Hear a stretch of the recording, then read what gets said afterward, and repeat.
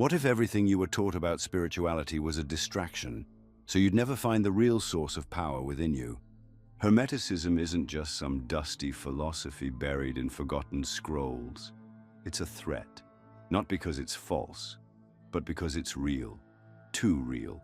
Before religion, before science, before schools and screens and systems, there was Hermeticism, a blueprint for reality, a manual for the mind, a truth that told people they didn't need permission to be divine. And that's exactly why it was buried. You've probably heard pieces of it before, out of context, watered down, disguised as something new.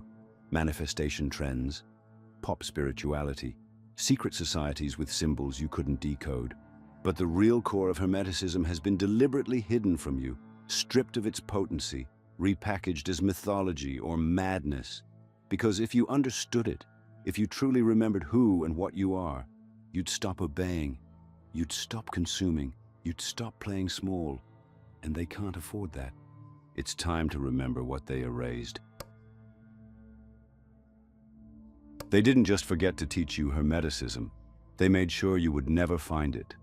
From the moment you entered a classroom, every subject, every book, every story you were fed told you that history was linear, that spirituality belonged to organized religions, and that the ancients were primitive dreamers who worshipped the sun because they didn't know better. But that's not the truth. The truth is that thousands of years before modern religion took root, before any single god was crowned king over others, people were already studying the structure of the universe, not just out there, but within themselves. They were mapping consciousness like explorers, and at the center of that map was Hermeticism. Hermeticism didn't come from modern gurus or New Age influencers. It came from Egypt, from Kemet, where the priest-scientists of the temple studied astronomy, medicine, philosophy, geometry, and spirit as one unified field. Later, it merged with Greek philosophical thought, giving birth to a system attributed to one figure, Hermes Trismegistus.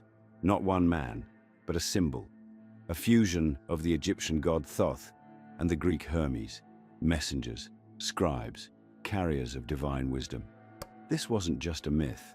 It was a coded way of saying, this knowledge is bigger than any one name, bigger than any one culture, and powerful enough to cross worlds. But that power was never meant for the masses, not according to those who sought control.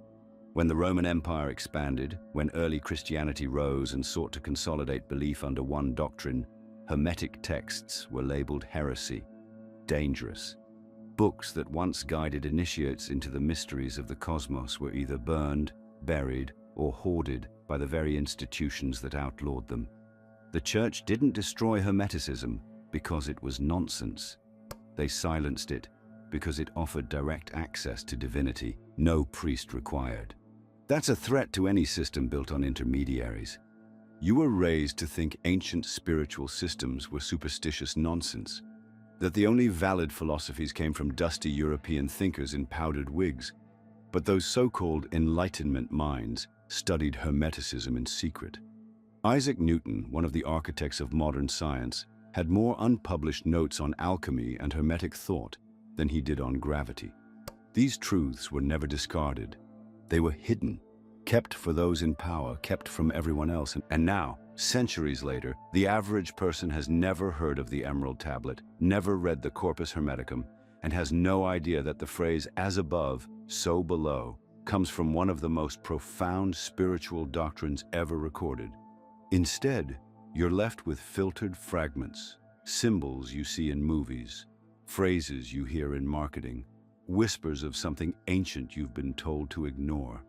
But beneath it all, the real thing is still there, waiting to be remembered.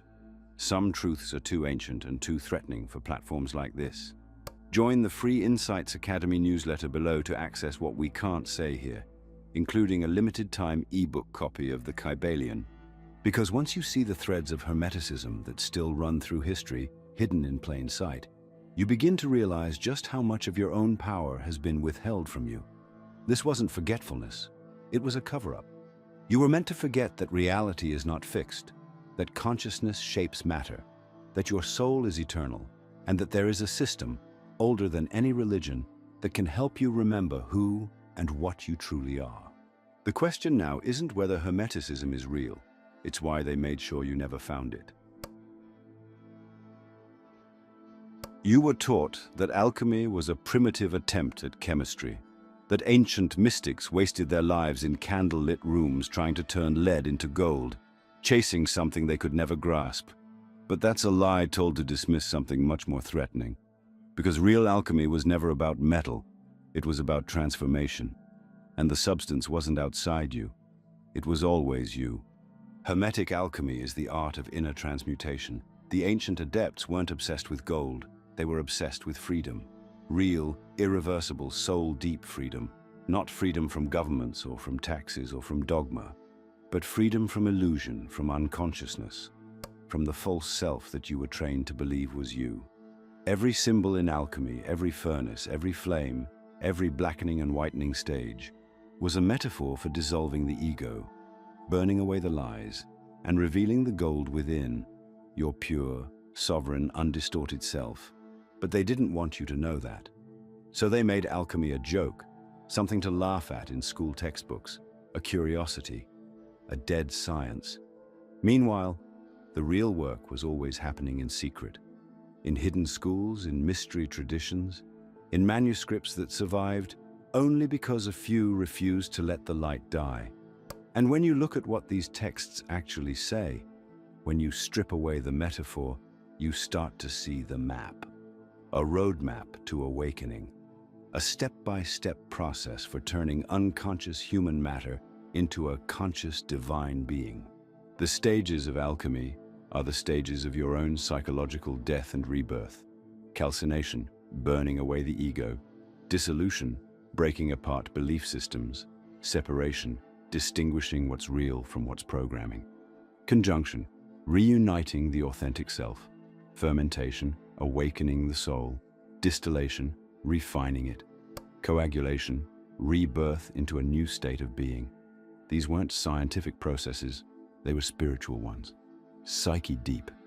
And they mirror exactly what people go through when they deconstruct their conditioning and reclaim their truth. Why do you think every culture has a version of this journey? The dark night of the soul, the phoenix rising, the caterpillar becoming a butterfly.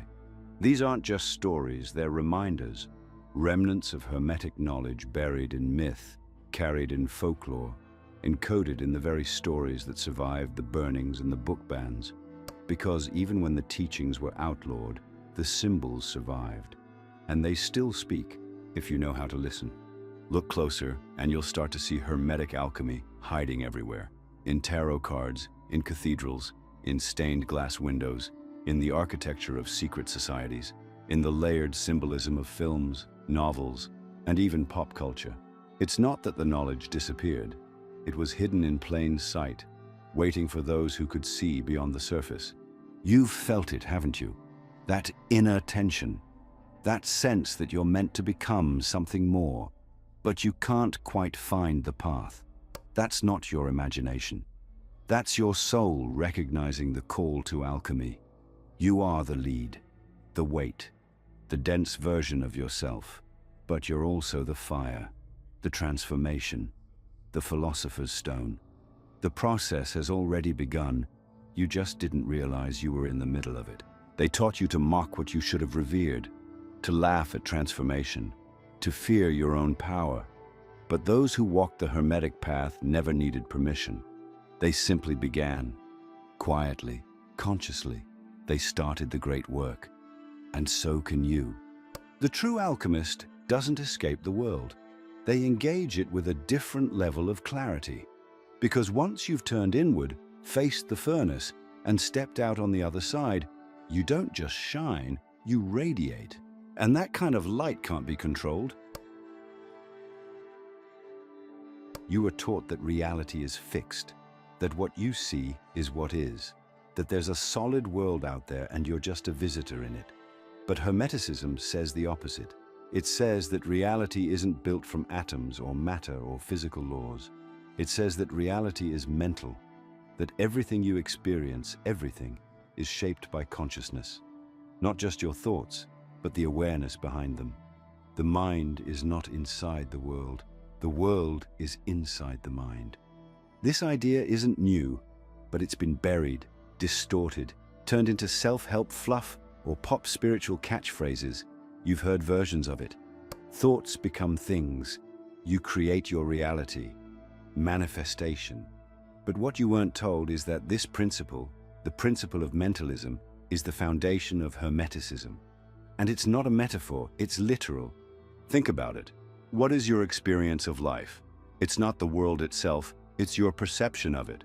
Your senses take in data, your mind interprets it, and then you react.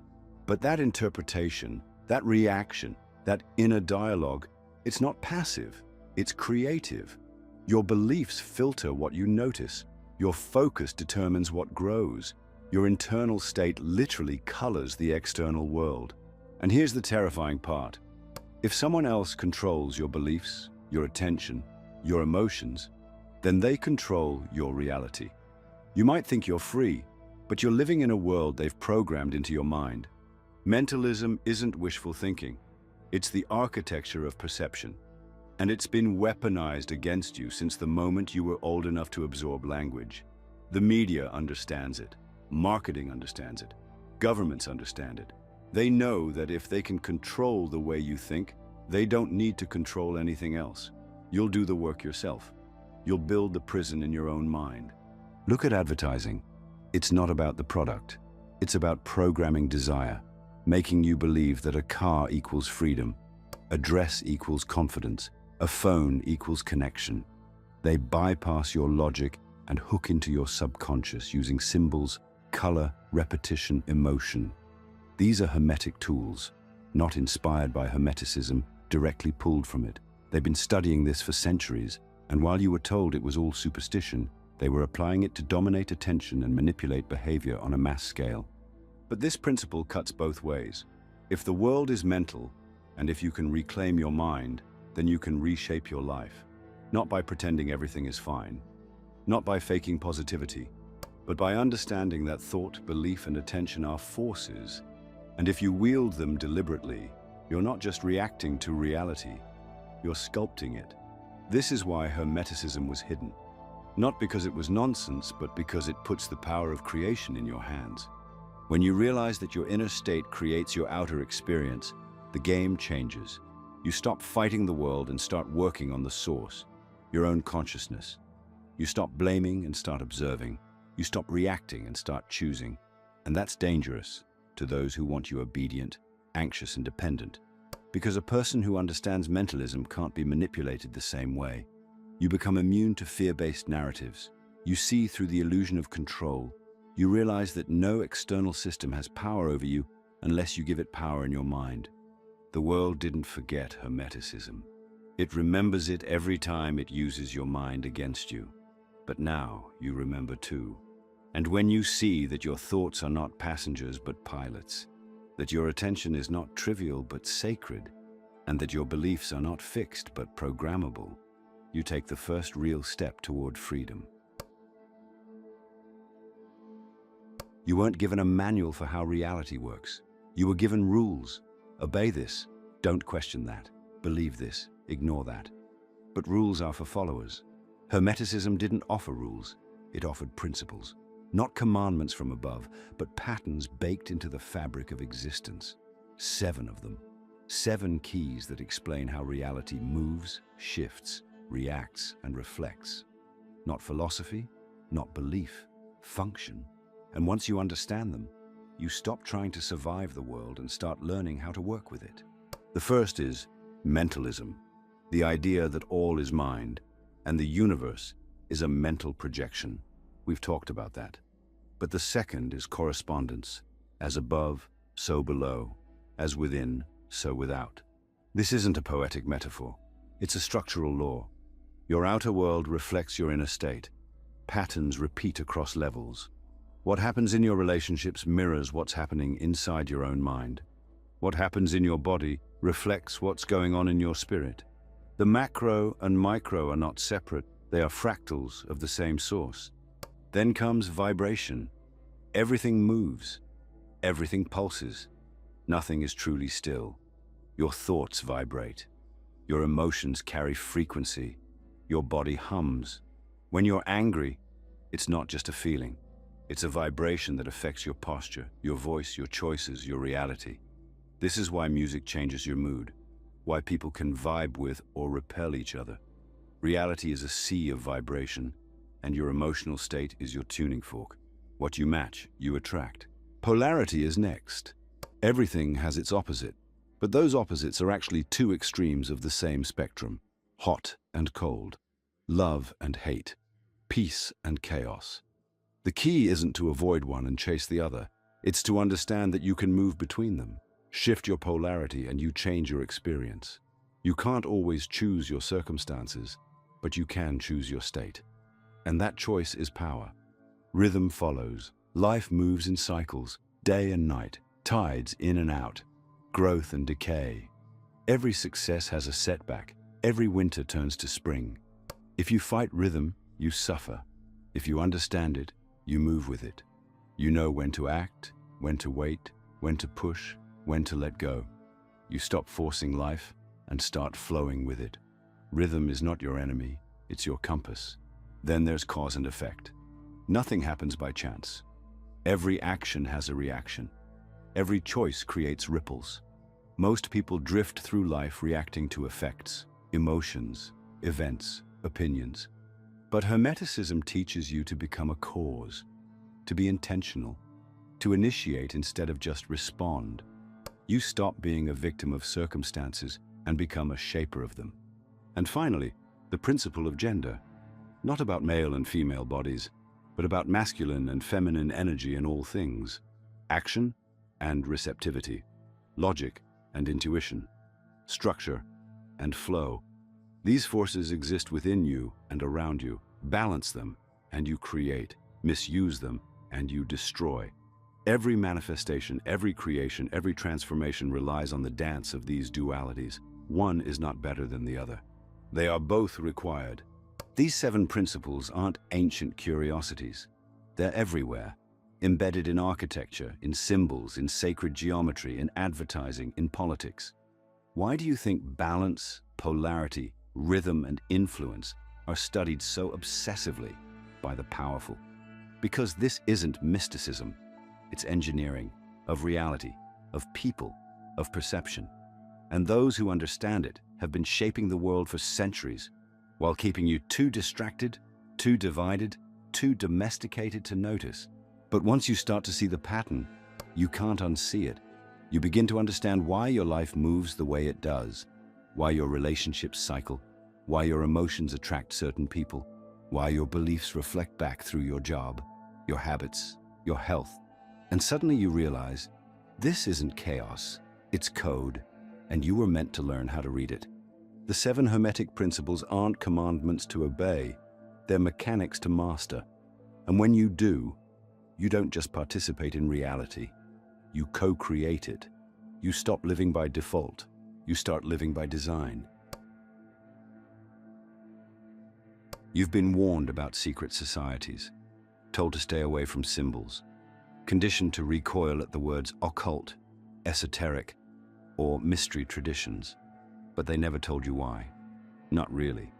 They just made it all sound dark, dangerous, evil, and that's the first sign something real was being hidden.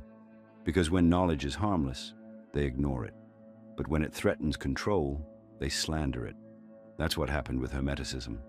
While you were told it was nonsense, or worse, demonic, the very people who run the systems you live inside were studying it in silence. Not because they believed in fairy tales, but because they understood power. The Renaissance wasn't a cultural accident. It was fueled by rediscovered Hermetic texts that had been hidden, hoarded, and smuggled out of burned libraries. Thinkers like Giordano Bruno, Marsilio Ficino, and Pico della Mirandola weren't just playing with abstract ideas. They were tapping into a deeper current of understanding about consciousness, the soul, the architecture of reality. They believed that human beings were not fallen, sinful creatures, but divine instruments capable of aligning with cosmic intelligence. And for that, Bruno was burned alive. But the fire didn't kill the teachings. It drove them underground, into secret orders, fraternities, quiet networks of intellectuals and mystics who passed down Hermetic knowledge in coded language and layered symbols. The Rosicrucians, the Freemasons, the Golden Dawn. These weren't cults, they were containers, vessels for knowledge that wasn't safe to say out loud.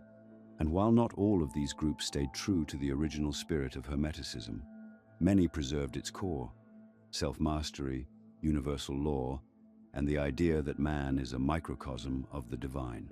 Fast forward to now. Look at the world around you. Hermetic symbols are everywhere. The all-seeing eye, the pyramid, the caduceus, the checkerboard floor, the twin pillars. These aren't random. They're not just aesthetic. They're energetic signatures, embedded into architecture, entertainment, and ritual. Walk through Washington, D.C., and you'll see a city built on Hermetic geometry. Look at corporate logos, elite institutions, ancient cathedrals. They carry the same marks. Not because it looks cool, because it encodes something. A reminder, a claim, a signature of those who never forgot. Even Hollywood, louder and flashier than any temple, channels these symbols. But not to enlighten you, to distract, distort, and desensitize. They give you the forms, but hollow out the meaning. They turn ancient initiation into spectacle, truth into fiction. The deeper messages are turned into Marvel scripts or Netflix plots. You get the echo, not the essence. And that's the point. They want you to see it, but not see it. Because if you ever truly recognize the patterns, the laws, the energetic architecture behind it all, you'd begin to unravel the illusion. That's why Hermeticism was never truly erased, just removed from your reach. The knowledge didn't vanish. It was repackaged, relabeled, used, not for liberation, but for manipulation. Mentalism turned into marketing. Vibration turned into entertainment. Polarity turned into division. Rhythm turned into distraction. Cause and effect turned into propaganda. And gender turned into identity politics. The principles were never lost, they were weaponized. Because power doesn't destroy truth. It buries it and then builds systems on top of it. The lie wasn't that Hermeticism was evil. The lie was that you should fear it, while those who whispered in backrooms used it to shape reality from behind the curtain. That's the greatest twist. They demonized the very system that could have set you free, because freedom isn't profitable. Consciousness can't be taxed. A sovereign mind doesn't need saving, buying, obeying, or fitting in. And if you knew how the universe really worked, you wouldn't play the game the way they taught you to. The elites never feared Hermeticism because it was false. They feared what would happen if you discovered it was true. They didn't need to keep the Hermetic texts under lock and key forever. At some point, they realized something more efficient. If they could program your mind to reject the truth before you ever encountered it, you'd become your own gatekeeper. That's how deep the manipulation runs. You don't just live in a system designed to suppress Hermetic understanding. You carry that suppression inside you. You were trained to doubt your intuition, to ignore synchronicities, to laugh at ancient wisdom, to call everything spiritual woo and everything internal overthinking. That wasn't a coincidence. That was by design. Because once the Hermetic principles are internalized, not just intellectually understood, but embodied, you become impossible to control. So they made sure you wouldn't even get that far. Instead, they gave you beliefs that sounded noble, but kept you small. Be realistic. Don't question too much. Stay in your lane. You were taught that authority knows best, that truth comes from credentials, not insight, that mystery is dangerous, that complexity is confusion. And over time, you stopped trusting your own inner voice. The very thing Hermeticism teaches you to honor first. You internalized guilt around power, around success, around ambition. You were told that wanting more was selfish, that stepping outside the system was rebellion, and rebellion was wrong. But Hermeticism doesn't operate through guilt, it operates through alignment. It doesn't ask for blind faith, it demands understanding. It doesn't shame you for desire, It teaches you how to refine it, how to aim it, how to use it as a compass to your soul. But you were never given those tools. Instead, you were taught that discomfort means stop, that failure means you're not enough, that if your reality isn't working, something's wrong with you. That's the trap, the invisible one. Because the moment you believe your limitations are personal, you stop asking whether they were programmed. Every time you feel the pull to express something deeper and then silence yourself, you reinforce the trap. Every time you have a strange insight, a gut feeling, or a wild idea and dismiss it, you're reinforcing the bars. Not because you're weak, but because your conditioning trained you to fear your own mind, to second-guess your knowing, to prioritize safety over truth. And the worst part, you probably didn't even notice when it happened. Even now, part of you might be wondering if all this is too much. That's not your true self talking. That's the echo of the programming. The part of you that was trained to stay within boundaries that were never yours to begin with. This is the crisis point, because once you see the cage, you can't pretend it isn't there. And once you realize you've been taught to build it yourself, to lay the bricks with every thought, every doubt, every self-betrayal, you have a choice. Stay asleep, or wake up and dismantle it. Hermeticism doesn't promise you comfort. It promises you the truth. It tells you that the universe is mental, yes, but it also tells you that you're the one projecting it. That every belief, every assumption, every fear, every expectation, it's all shaping the world you see. And until you shift those from the inside out, nothing changes on the outside. This is where the work begins, not with rituals or symbols, but with you, with facing the ways you've betrayed yourself in the name of fitting in, with questioning where your voice got replaced with someone else's narrative, with remembering that your mind isn't broken, it's just been hijacked. You don't need to become someone new. You need to remember who you were before the system convinced you to forget. Waking up isn't an explosion. It's remembering. A subtle, persistent tug at something you've always known but couldn't quite articulate. It's not a sudden discovery of a new idea. It's the return of an old truth. A truth that's been whispered in your dreams, hidden in plain sight, buried beneath the noise of culture and conformity. And now, finally, it starts to rise. This is what Hermeticism was always meant to do. Not impress you, but remind you. Not to add more information, but to strip away illusion.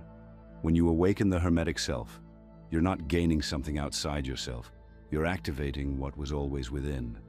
The divine mind, the creative force, the spark of the all. It's not distant. It's you. Always has been. Mentalism is no longer an abstract concept. It becomes a mirror. You start noticing how your thoughts shape your experience, how your inner state dictates your external results, how every judgment, reaction, belief, and assumption ripples outward and creates feedback. You stop blaming the world. You stop outsourcing power, because now you can feel it, that vibration of choice, of creation, humming underneath everything. You remember that as within, so without isn't a slogan, it's a compass. That you are not a victim of rhythm, but a rider of it. That polarity isn't an enemy, it's a tool. That your masculine and feminine energies are not roles, they are levers of manifestation. You stop seeing life as happening to you. You begin to see it as happening through you. This shift is subtle at first. You become less reactive, more observant. You notice how much of your reality is built from assumptions you never chose. You realize how quickly you can change your internal state and, in doing so, alter what you attract. You begin to take your own energy seriously, because you can feel it. When you're aligned, everything moves. When you're not, everything resists. And you stop blaming the current, you start adjusting your sail. But awakening isn't about perfection. It's about participation. You don't float off into the clouds or detach from the world. You become more engaged, sharper, more intentional. You become the observer and the creator. You learn how to use contrast without being consumed by it. You let rhythm move you, but you don't let it own you. You work with the laws, not against them. And slowly, that inner flame, the one they tried to extinguish, starts to burn steady. You'll feel resistance from others, from old parts of yourself. That's normal. Awakening disrupts the system, internal and external. Your old stories won't want to die quietly. Your comfort zones will try to seduce you back into sleep. But you'll know, you'll feel the difference. Because once you touch that truth inside you, the illusion starts to taste like cardboard, and no amount of external success or approval can replace the clarity of self-possession. Hermeticism was never a dogma. It was a method, a way of living awake in a world that profits from your sleep, a system for creating coherence between your thoughts, your emotions, and your reality. A path back to what religion called God, what science calls energy, and what you might just begin to experience as the all, that infinite intelligence pulsing through everything, including you. You don't need robes or rituals or a new identity. You need presence, honesty, courage. You need to stop waiting for a system to save you and remember that the system was built to distract you from saving yourself. You need to live like someone who knows they are the philosopher's stone, not someone searching for it. This is the great remembering, the undoing of amnesia, the return to the self behind the name, the job, the trauma, the mask. It's not easy, but it's real, and it's yours, if you're ready. You were handed a system at birth, a mental operating system loaded with fear, scarcity, obedience, and doubt. You didn't choose it. It was installed by default, by family, school, religion, media, culture, and it did exactly what it was designed to do, make you predictable, manageable, and dependent. But now that you remember who you are, you don't just reject the old code, you write your own. This is where Hermeticism becomes real, not as a theory, but as a practice. A new operating system built from consciousness, not conditioning. The first step is responsibility, not the kind society uses to guilt you, but the kind that reclaims power. You begin to take full responsibility for your thoughts, your focus, your state. Not because everything is your fault, but because everything is your feedback. Every situation, every pattern, every repeated experience shows you what you're broadcasting from the inside. You stop asking, "Why is this happening to me?" and start asking, "What is this showing me about my vibration, my belief, my alignment?" Your thoughts are no longer background noise. They are commands, inputs, programming. You learn to observe them without judgment, and when necessary, rewrite them. You identify the loops. I'm not enough. It never works out. People always leave. You trace them back to their source, school, media, a parent, a failed attempt, and then you replace them, not with delusional affirmations, but with aligned truths. I am the cause. I shift my state. I choose my response. You stop asking permission to believe in yourself. You just begin. From there, you begin using the Hermetic principles as tools, not concepts. You apply mentalism by filtering every experience through the lens of creation. What thought pattern is this tied to? You work with correspondence by reflecting on your relationships and environment to see what they mirror back to you. You use vibration to check your emotional frequency and shift it through music, movement, or breath. You use polarity to flip perspectives, to turn pain into power, setbacks into refinement. You follow rhythm by learning your natural cycles, knowing when to act and when to rest. You apply cause and effect by taking conscious action that aligns with who you're becoming. And you balance gender by integrating your assertive and receptive energies, structure and surrender in harmony. You stop waiting for life to change. You start coding it from within. And it's not about being perfect. It's about being intentional, being aware, interrupting autopilot, choosing your focus deliberately, surrounding yourself with inputs that nourish, not numb, conversations that expand, not shrink, practices that ground, not escape. You build rituals that work for you, not borrowed from tradition, but birthed from resonance. Meditation becomes observation. Journaling becomes alchemy. Breathwork becomes reset. The mundane becomes sacred because you're awake now. You begin to recognize that energy is currency, attention is power, and time is your most sacred investment. You start treating your mind like a temple, not a dumping ground for other people's opinions. You get selective about what enters your field, not out of fear, but out of self-respect. Because you know now that what you allow in your mind doesn't just sit there, it becomes your reality. And then something shifts. You stop reacting to the external world like it's the authority. You start responding from a deeper center, a quiet clarity. People around you notice, even if they can't name it. You're less anxious, less attached, more intentional, more aligned. You're no longer running the old program. You've begun the great work, not as a concept, but as a lifestyle. This is what Hermeticism always pointed to. Not a belief system, but a system for reclaiming belief. Not just to understand the universe, but to participate in it consciously. To move from consumer to creator, from programmed to programmer, from projection to presence. You are not here to live someone else's script. You are here to write your own code. And it begins every time you choose to tune in, realign, and act in harmony with the principles that have always governed this reality, whether you were aware of them or not. But now you are. And awareness is the edge they never wanted you to find. There's a moment in every journey where the seeker stops seeking, not because the search is over, but because the answers are no longer outside. They're embodied, lived, felt. At that point, the path shifts. You're no longer just awakening, you're integrating. You're no longer just remembering, you're becoming. And that's what Hermeticism was always meant to lead you to. The return. Not to where you were, but to who you are underneath it all. This is where the alchemist becomes the flame. You've seen the system. You've seen how it erased ancient truths, how it trained you to fear your own mind, how it buried the mechanics of reality under layers of noise, guilt, and distraction. But now you see through it. And more importantly, you're no longer angry, you're aware. Because the most powerful rebellions don't come from rage. They come from clarity, from coherence, from the calm knowing that you are no longer part of the machine. You're something altogether different. You're not here to fight the old world.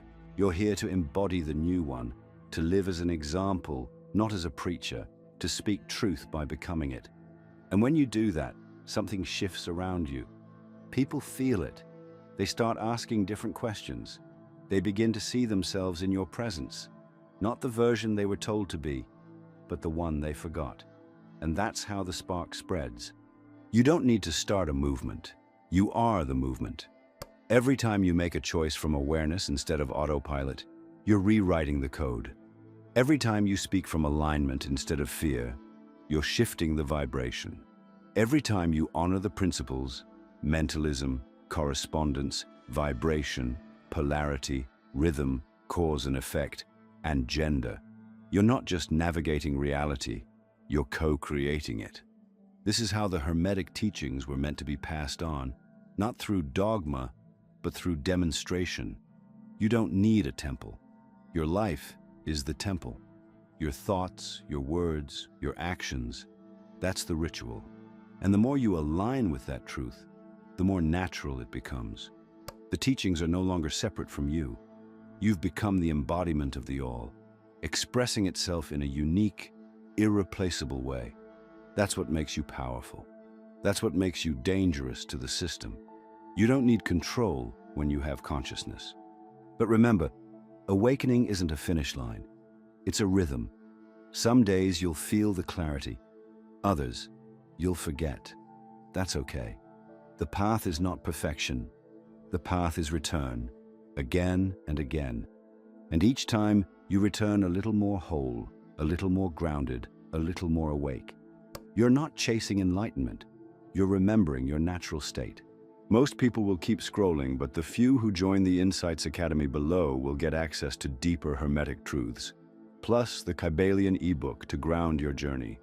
If you don't open this door, you'll never know what was behind it. You were never meant to worship the flame. You were meant to be it, not a follower of hidden truths, but a living embodiment of them. Not another person reciting spiritual cliches, but someone who understands how reality actually works and uses that understanding to create something real, something alive, something free. This is the legacy of Hermeticism, not secrecy, not mysticism, but sovereignty. The ability to know, to choose, to create in alignment with universal law. The ability to live without fear because you understand the rhythm of all things. And the courage to carry that light into the darkest rooms without dimming it to make others comfortable. If this video resonated with you, let us know by commenting, "I understood it."